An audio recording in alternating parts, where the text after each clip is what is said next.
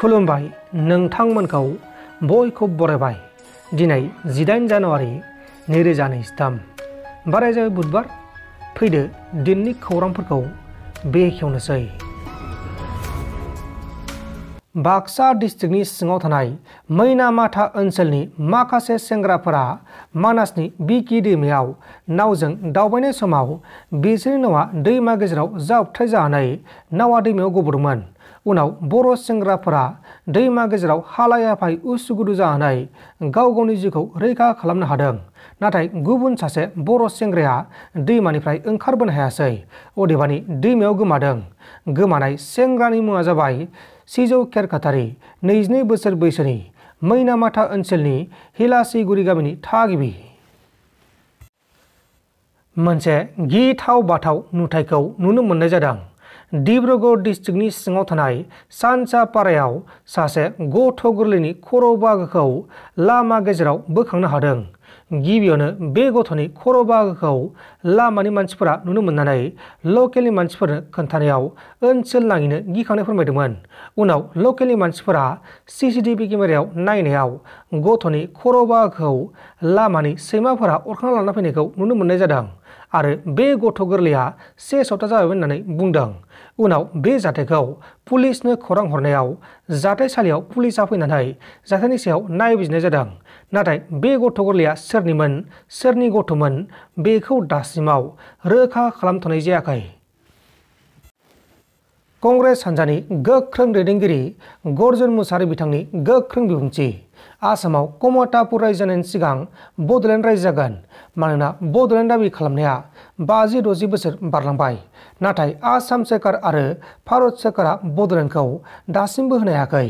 लोगोसे कमतापुर रायजो दाबि खालामनायखौ सोमावसारनायखौ आं नुवाखै होननानै गर्जन मुसाहारि बिथाङा खौरांगिरिफोरनि सोंथि खालामनायाव खौरांगिरिफोरनि सिगाङाव रोखा बुंथिदों। बिथाङा मा बुंखो बेखौ ससे खोनासंबानो जाबाय।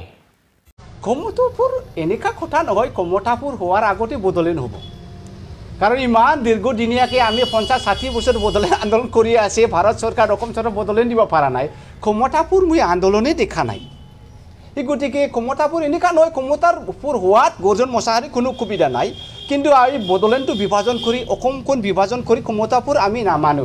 ওয়েস্ট বেঙ্গলৰ কিমান অংশ টেকেট আগুৱাই লৈ আমি সহায় কৰিম লাগিলে, হ্যাঁ কমতাপুর ওয়েস্ট বেঙ্গল কমতাপুর পাব লাগে, সেইটো আমি সমৰ্থন। কিন্তু বদলেণ্ড বিভাজন কৰি অসম বিভাজন কৰি কমতাপুর এইটো মই মোৰ হৃদয়ৰ পৰা ছাপোৰ্ট নকৰোঁ। ক্লিয়াৰ কথা। Thank you.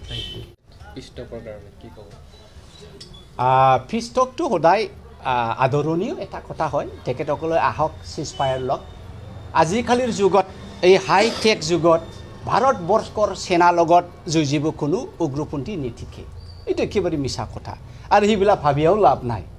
এই গতিকে সিংহ ডাঙৰীয়া আহিছে, ভাৰত চৰকাৰৰ এজেঞ্চিৰ লগত নেগচিয়েট কৰিবলৈ আহিছে। খুব আমিও কংগ্ৰেছৰ হৈ পেলাই তেখেতক আদৰি জনাইছে।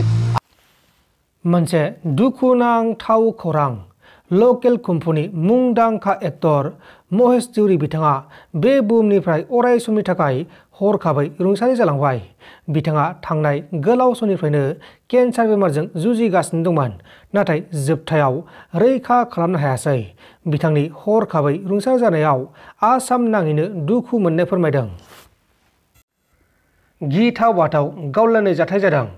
जम्मु एन्ड काश्मीरनि सिङाव थानाय बुदगामाव मैया फुंनि समावनो रौनिया हानजा आरो उदखारिफोरनि गेजेराव गिथाव बाथाव गावलायनाय जाथाय जादों आरो बे गावलायनाय जाथायाव सानै उदखारिफोरा गुलि नांजानानै जायगायावनो जिउ गोमादों आरो बे समावबो सिग्रोमनाय खामानिया सोलिगासिनो दङ। मानसि गोमादों, बारहुंखा बारदों। सनितपुर डिस्ट्रिक्टनि सिङाव थानाय राङापारा ओनसोलनि 4 नं कटालजुलि गामिनि थागिबि अजित बसुमतारिनि अनजालि बिसि जुनि बसुमतारिया थांनाय 2022 मायथाइनि नभेम्बर दाननि 22 खालारनिफ्रायनो गावनि गथ'खौ लानानै फिसायनि न'खरनिफ्राय गोमादों। दा बेनिखायनो सोरबाफोर नैबे नुबाय थानाय आइजोखौ नुदोंब्लाथाय अन्नानै नैबे नाम्बाराव फन खालामनानै फोरमायहरबानो जाबाय। बबावबा दंमोन मोनसेया बे पवालिखौ एसेबां लेथेर फेथेर खालामनानै मा दरकार नोंनिया?